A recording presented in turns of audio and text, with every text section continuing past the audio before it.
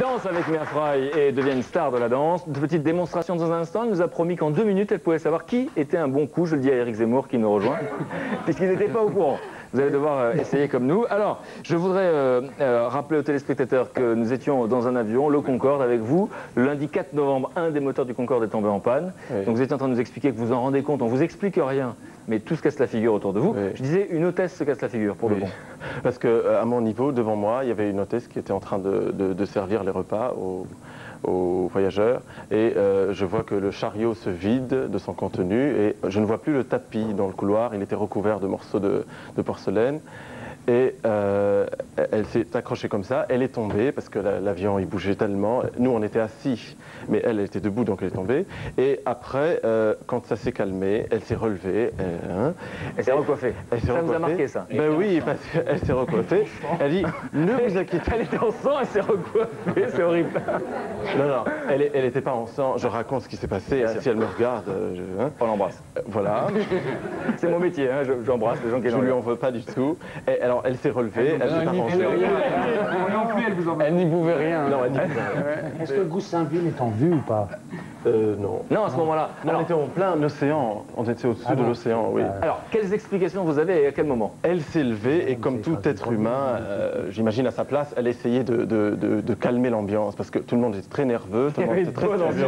Oui, parce que tout le monde a pensé à la mort et au crash. S'il n'y avait pas eu de crash, peut-être qu'on n'aurait pas pensé à ça. Mais on n'a pas pu s'empêcher de penser à ça parce que c'était inévitable de penser à ça. Mais c'était évident qu'il ne s'agissait pas de turbulence. En fait. Ah oui, c'était pas normal. On a perdu de l'altitude, le Concorde il est fait pour voler très haut et non pas très bas. Et on a senti l'avion tomber, on l'a senti au niveau des oreilles, au niveau des choses physiques autour de nous.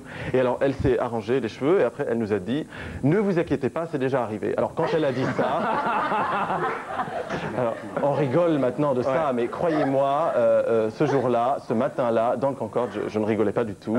Vous manquez d'humour, hein Et alors, elle a dit, c'est déjà arrivé. Je suppose qu'elle a dit ça pour calmer l'ambiance, parce qu'il ne fallait pas qu'il y ait une panique à bord. Et elle a dit qu'elle allait parler avec le pilote et qu'elle allait nous tenir au courant de ce qui va se passer. Elle s'absente, elle revient en marchant sur la vaisselle cassée, et elle nous dit que le pilote va vérifier toutes les machines pour nous tenir au courant, pour nous dire qu'est-ce qui s'est passé. Faut le dire. Et là, le mec qui sort de l'avion... Ça continue à baisser pendant ce temps-là? L'avion continue à baisser, mais il tremble moins. Et les gens se nettoient, essayent de se nettoyer, ils se regardent, les gens se tiennent par la main, ils essayent de se rassurer, ils essayent de faire quelque chose. Et on était en suspens, on ne savait pas ce qui allait se passer et tout le monde pensait à la mort. Et après... Alors la question traditionnelle, c'est vrai qu'on va redéfiler sa vie ? Ah bah oui, parce que oui, moi j'ai pensé, je vous dis moi, parce que je ne sais pas les autres comment ça s'est passé. Pour moi, j'ai pensé à ma famille, j'ai dit ma maison, qui va s'en occuper, mes choses. Ah ouais, en plus. Alors là, je pense à mes plantes vertes. Mais oui, j'ai pensé comment où est-ce que je vais. C'est utile d'aller passer le week-end à New York, vous avez dit. Mais oui, j'ai dit ma famille. C'est la vraie question. Oui, oui, j'ai pensé mon testament, je l'ai pas fait, je suis jeune, je m'attendais pas à mourir si jeune, ma famille va être très triste, les gens qui m'aiment vont être dans une situation incroyable. Et on était très paniqués. Hein. Et on a essayé de garder le calme parce que ça sert à rien de se lever et tout ça. Et elle a dit que le pilote allait nous tenir au courant. Le pilote a checké toutes les machines et il nous a appelés après et il a dit qu'il était obligé de couper un moteur. Et on se regarde, on se dit mais il coupe un moteur, qu'est-ce qui se passe après? Si on coupe un moteur, qu'est-ce qui se passe? On ne savait pas. Et toutes les 20 minutes, il nous appelait pour nous dire qu'est-ce qui se passait, est-ce qu'on allait se poser à Londres, c'est une supposition qui avait été émise par les hôtesses de l'air, et après il nous a parlé de Paris, il nous a dit qu'on allait avoir assez de kérosène pour arriver à Paris. Bon, en tout cas, vous racontez super bien, on voit le dénouement, on le connaît, vous êtes avec nous, donc franchement on est content de vous voir. Est-ce qu'après quelque chose comme ça, vous avez droit à des prix plus que le prix du billet d'avion. Est-ce qu'on vous a remboursé le billet? Non. Vous n'avez même pas droit à des prix, genre vous êtes offert des griffes. Un petit cadeau quand même après, on arrive pour vous remercier.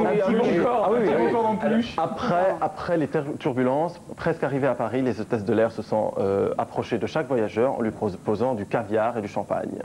Chose qui est servie déjà dans le Concorde en fait, donc ce n'est pas... C'était même pas un cadeau. C'était gentil quand même. Oui, c'était gentil. C'est la partie de mon sentiment. Mais Amar, mais depuis vous l'avez c'est peut-être encore frais, c'était le 4 novembre. Est-ce qu'il y a eu un choc psychologique? Est-ce qu'il y a eu des conséquences d'après vous? Oui, j'ai gardé le contact avec un voyageur du Concorde, mon voisin, et qui s'y connaissait en pilotage, hein, et qui avait été très inquiété par les turbulences. Parce que lui, il avait une interprétation technique à cela, et on parle de temps en temps au téléphone, et il me dit qu'il n'arrive pas à dormir, comme moi. Et moi, je ne prends plus l'avion pendant 3 mois. Là, j'ai annulé tous mes voyages pendant 3 mois, et je ne prends plus le Concorde. Vous savez, tous les téléspectateurs qui nous regardent se demandent ce que vous faites tous les, en Concorde, etc. à 22 ans. Vous pouvez nous dire, vous êtes artiste peintre, c'est ça? Oui, je suis artiste peintre, et je n'aime pas rester longtemps dans l'avion, alors je prends le Concorde pour le week-end. Et il se trouve que vous avez les moyens de le prendre. Oui. D'accord, on est content pour vous en tout cas. Merci d'être venu me Bon, raconter. écoute, moi, je vais aller le prendre dès demain. Voilà. J'ai envie de connaître ce genre d'émotion. Oh non, arrêtez. Ah oui. Non, vous le racontez. Mia Fry, il la raconte Moi, bien. juste une question. Est-ce que vous êtes sponsorisé par Boeing?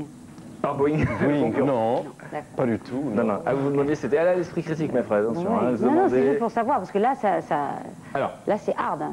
Pas du tout. Non, je vends mes tableaux et je Ça vous voyage. avez plus du tout envie de Sur prendre Concorde. Vous savez que 2 arrêts de 4 réacteurs ne mettent pas la vie en danger. mais ça, On ne le sait savait après pas. coup. On le savait D'accord. on pas. le sait après coup. On ne le savait pas, ça. Martin, ne ça savait va pas. Vous savez, vous pouvez remonter dedans. Non, jamais. Jamais le Concorde. Bon, Omar, merci en tout cas. Mia, vous écoutez Ouais. ça attentivement. Ce qui est rigolo, Ouais. c'est que ça vous ressemble. Hein. Vous étiez dans l'histoire. Hein. Ouais. Vous vivez tout dans l'instant. Ah, mais c'est Vous êtes formidable. entière. Ouais, ouais. Hein, vous êtes quelqu'un d'entier.